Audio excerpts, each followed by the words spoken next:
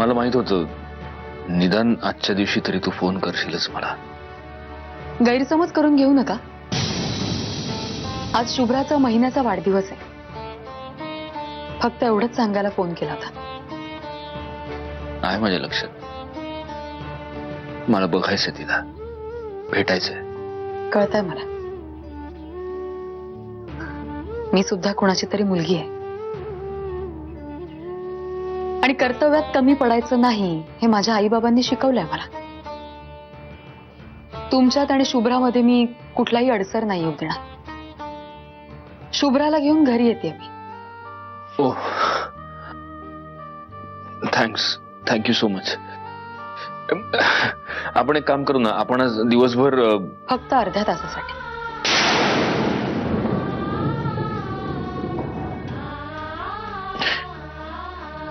Okay.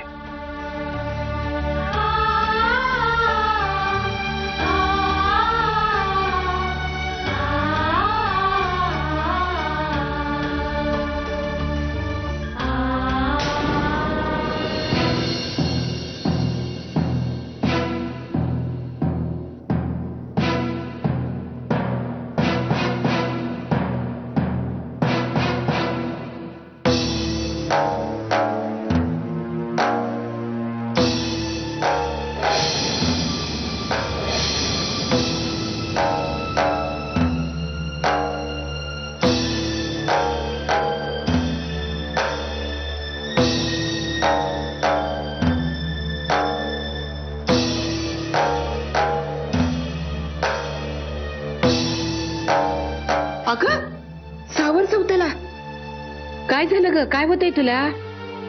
काही नाही, थोडं गरगरल्यासारखं होतं. चल बाहेर चल तू. मी धरलं या तुला. चल चल बघती मी. चल ये. हळू हळू बस ये.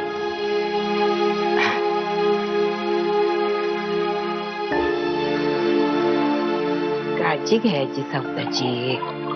हा ये पाणी घे.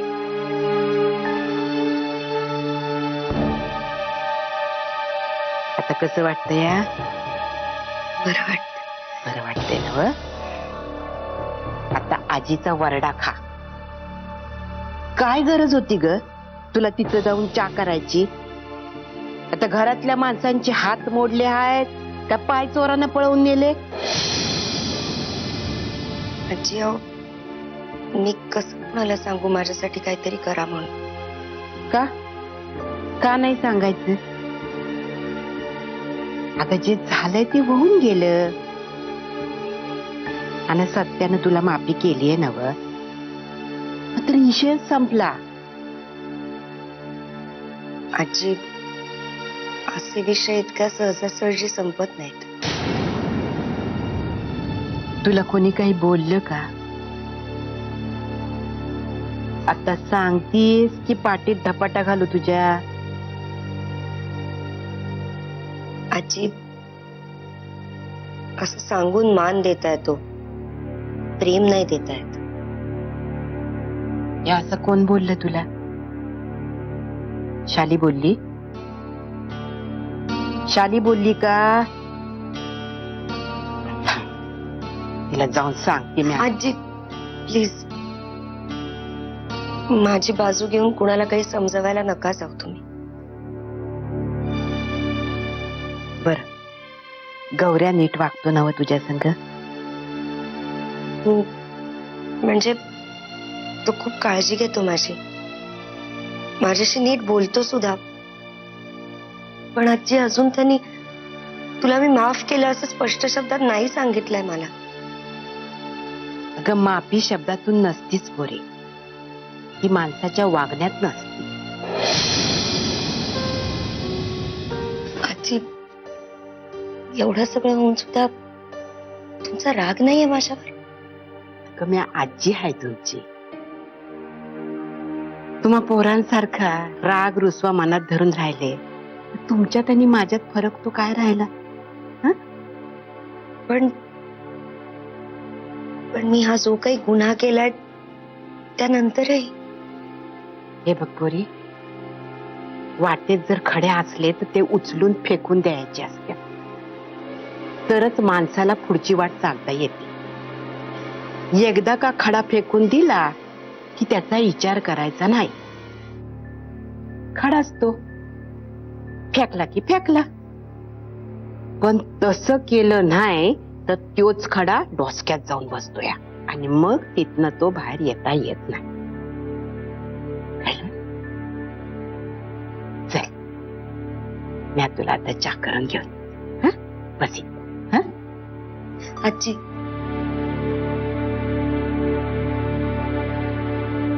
अगं शानी ग माझी पोस्ट.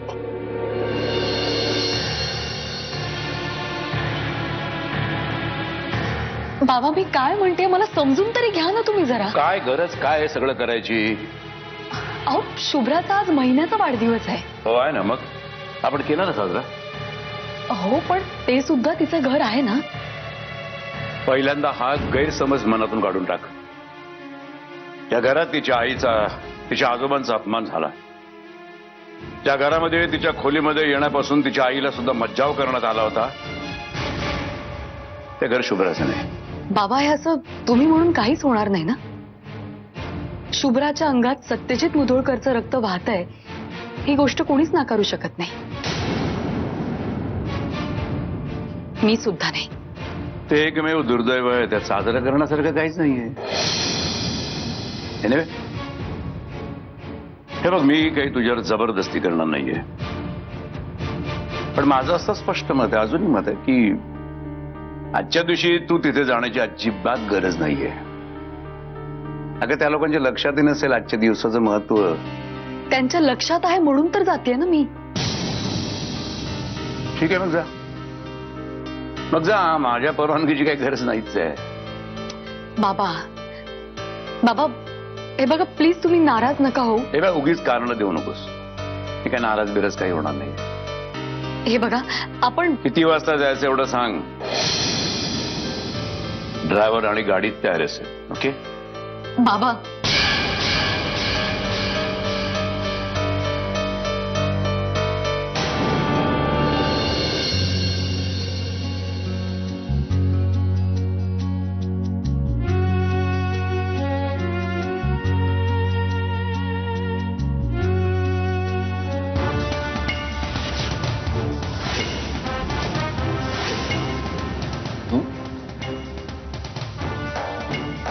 तू कधी आहेस? इतके दिवस गेले तरी अजून काहीच बदललं नाही. सत्यजित तुला आजही पाहिलं ना ती काळजाचा ठोका चुकतो. कधी आहेस? ऑस्ट्रेलियाहून परवा, पण इथे आताच थोड्या वेळापूर्वी. फोन नाही केला त्यांच्या. का? हे माहेर आहे माझं आणि माझ्या माहेरी मला हवं तेव्हा मी येऊ शकत नाही. नाही तसं नाही प्रिया, पण जनरली कुठेही जाण्याआधी आपण एक फोन करून जातो. राहिलं. सॉरी. तू कसा आहेस सत्यजित? ठीक. मला कळलं तुमच्या दोघांबद्दल, पण मला एक कळत नाही, आपलं ते भांडण शूट कसं झालं? कोणी केलं असेल? आणि त्याची DVD बनवून मंजिरीपर्यंत कशी पोहोचवली? ते सगळं आता महत्वाचं नाही. नाही, पण मंजिरीने असं शुभ्राला घेऊन घर सोडणं मला चुकीचं वाटतंय. तुझ्या स्वतःच्या मुलीला तुझ्यापासून तोडण्याचा तिला काहीही हक्क नाहीये. आणि असं तर नव्हतं ना की तू मंजिरीला सोडून माझ्याकडे आला होतास. सत्यजित, जेव्हा मी तुझ्या आयुष्यात होते तेव्हाही तू तिला तोच दर्जा देत होतास जो. प्रिया, या सगळ्यावर जर आत्ता मला चर्चा करायची नसेल तर तुझी काही हरकत आहे? सॉरी, इट्स जस्ट दॅट की मला खरंच खूप गिल्टी वाटतंय. सत्यजित मला सांग ना, मी मी मी काय करू? आय मीन, तुम्हाला दोघांना पुन्हा एकत्र आणण्यासाठी मी खरंच काहीही करायला तयार आहे. मी तिची माफी मागू का? तू म्हणत असेल तर मी तिचे पाय धरते आणि तिला सांगते की. नाही, ते सगळं करायची काही गरज नाहीये. तू आणि सुहास दिल्लीला परत कधी जाता?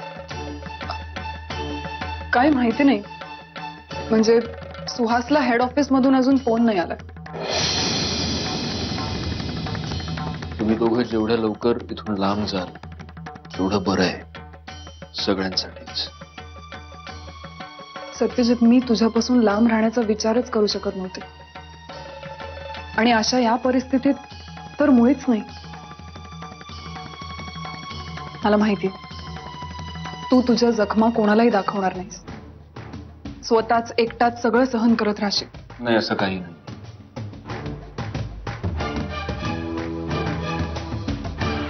मग ऑफिसच्या वेळी तू घरात काय करतोयस? ते हं?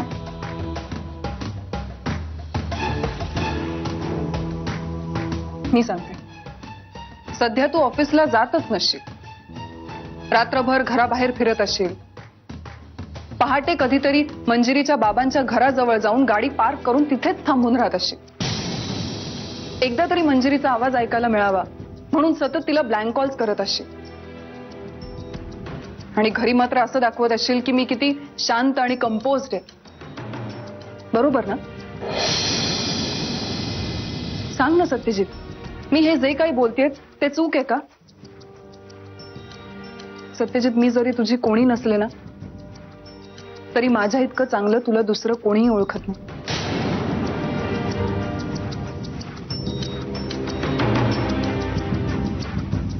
तुझी मंजिरी सुद्धा नाही.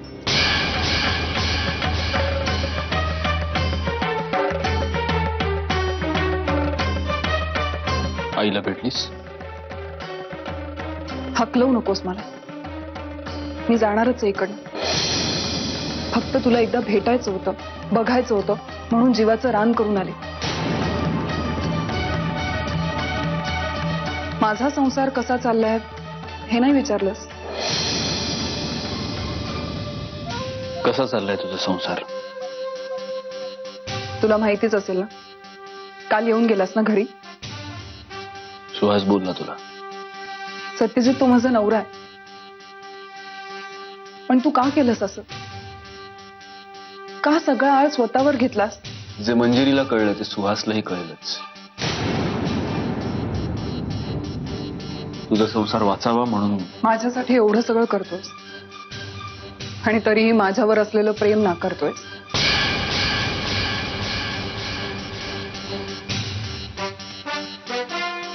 एका महत्वाच्या कामासाठी मला बाहेर जायचं. जेव्हा घरी परत येईन तेव्हा नसशील कदाचित. पुण्याला जाताना नीट जा. बाय.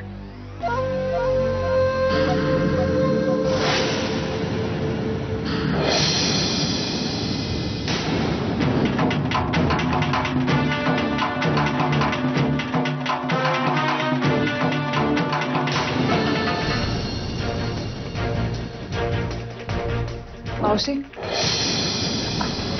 येऊ?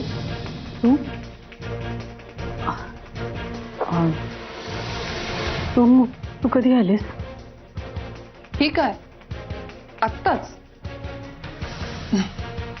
इंडियात परत आल्यावर इथे आल्याशिवाय राहवलंच नाही. सुहासला म्हटलं मी कोल्हापूरला जाऊन येतेच एकदा. एकटीच आलीस का? अगं हो, त्याची कामं काही संपत नाही. प्रिया, तुमच्यात सगळं मस्त आहे, अगदी छान.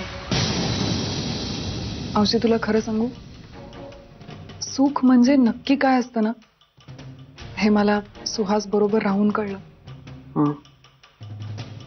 चला, आनंद आहे. एक गोष्ट सांगू, मी ना जरा भीतच आले होते इकडे. म्हणजे मला नक्की खात्री नव्हती तू माझ्याशी नीट बोलशील की नाही, कारण शेवटी माझ्यामुळेच मंजिरी आणि सत्यजितचा संसार. नाही, तुझं एकटीचं नाही तुटलं. आपण सगळेच थोडे थोडे चुकलं. त्या सगळ्याची शिक्षा मात्र सत्यजित एकदाच भोगतात. बरं, सुहासरावांना काही नाही, अजून तरी काही नाही, पण मी सध्या त्याच दडपणाखाली जगते. मावशी, म्हणजे जर मंजिरीकडून त्याला काही नाही, ती नाही सांगणार. तिनं वचन दिलंय मला तसं. वचन? हो अगं,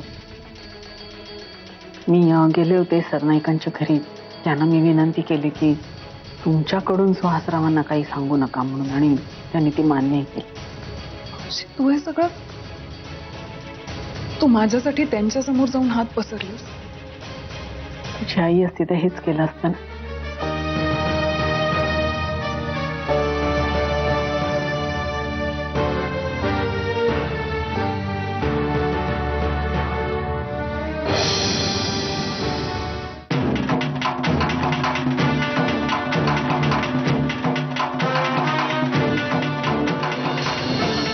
मावशी, सत्यजित आणि मंजिरी पुन्हा एकत्र येण्यासाठी मी काहीही करू शकते. काय वाटेल ते. मान्य आहे प्रिया. ते झालं ते झालं. दैवाचा फेरा होता तो, दुसरं काही नाही. जाणून बसून कोणी काही केलं नाही का? तुला तुझं प्रेम मिळालं नाही, सत्यजितला त्याचा विश्वास गवसला नाही, मंजिरीला तिचं सुख सापडलं नाही, आणि हे सगळं मार्गी लागेपर्यंत तुमचे मार्ग एकमेकात एवढे गुंतले होते. खूपच विचित्र गुंता तयार झालाय. आता या सगळ्यामध्ये आपण तुझा संसार मात्र जपायला हवा. त्यासाठी आपण हो मावशी, बरोबर बोलतेस. आणि त्याच संदर्भात मला तुला एक गोष्ट सांगायची होती. म्हणजे मला माहिती आहे सत्यजितने मुद्दा म्हणून केलं नसेल, पण काय काय झालं? काय केली सत्याने? नाही तसं काही नाही, पण तो काही न सांगता न कळवता माझ्या घरी आला होता पुण्याला.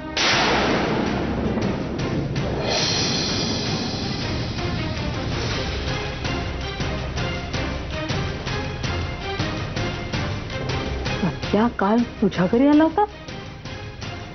म्हणजे तुला नव्हतं माहिती? नाही, मला वाटलं तुला सांगूनच तो.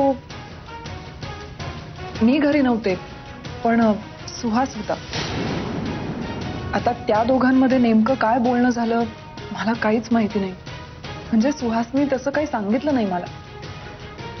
पण मावशी, तुला नाही वाटत आता सत्यजितनी हे सगळं टाळायला हवं? आय मीन, मंजिरीला जर कळलं तर उगाच आणखी गैरसमज निर्माण होतील, आणि सुहासला सुद्धा. हो कळलं. मी बोलते सत्याशी.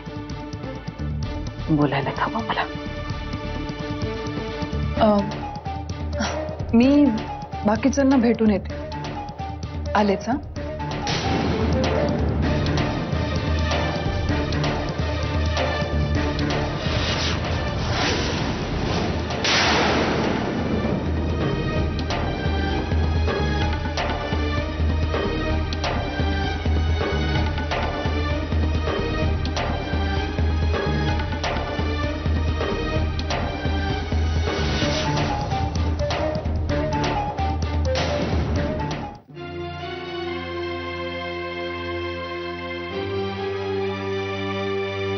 तुम्हालाच भेटायला येत होते.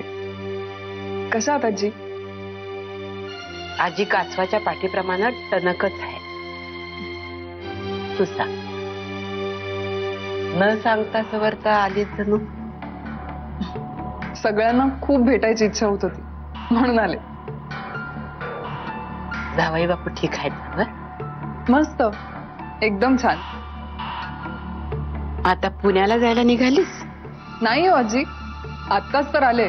अजून 3-4 तासांनी निघेल. नव्या नवरीनं अंधारल्यावर परवाच करायचा नसतो या.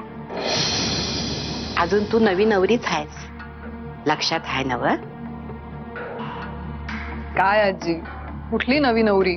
महिनाभर उलटून गेलाय लग्नाला. महिनाच उलटलाय नव.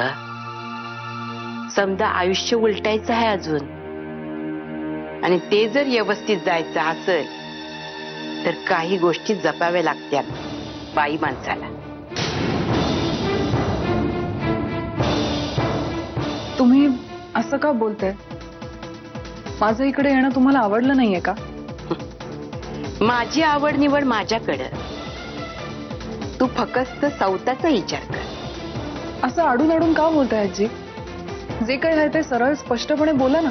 येळ आल्यावर सांगणारच आहे. तवा दणका झेपायचा नाही कदाचित. कसं आहे ना सुंदरे, वाऱ्यानं टोपी उडवली की शाण्या माणसानं लवकरात लवकर घरला जायचं असतंय. अक्कच्या अक्क वादळ अंगावर येण्याची वाट बघायची नाही. तुमचा काहीतरी गैरसमज होतो. सत्यजित आणि मंजिरीमध्ये जे काही सत्य आणि मंजिरीबद्दल मी काहीच बोललेली नाही. त्यांचं नाव बी घेतलं नाही म्या. मग कशाबद्दल बोलताय तुम्ही? ते कळण्या इतकी शहाणी आहेस तू. हं? आजी, तुम्ही हे जे काही बोलताय ना ते खूप कन्फ्युजिंग आणि ज्या घरला गेलीस त्या घरची होऊन राहा. आता हे घर तुझ्यासाठी परक आहे. आजी, मला माहिती नव्हतं माझ्या इथे येण्याने तुम्हाला इतका त्रास होतो. मावशीला मी आई मानते आणि त्याच हक्काने आले होते. लगीन झाल्यानंतर सख्खी आई बी परकी होती. इतरांसाठी असेल, मी नाही मानत तसं. येळेत निघालीस तर अंधार पडायच्या आत पुण्याला पोचशील. निघतेच आहे. बेतानं जा आणि जावई बापूसनी माझा आशीर्वाद नक्की सांग. नक्की सांगेन. कुठं निघालीस? आत्याला भेटून जाते आजी. ती तुळशीपाशी आहे बाहेर.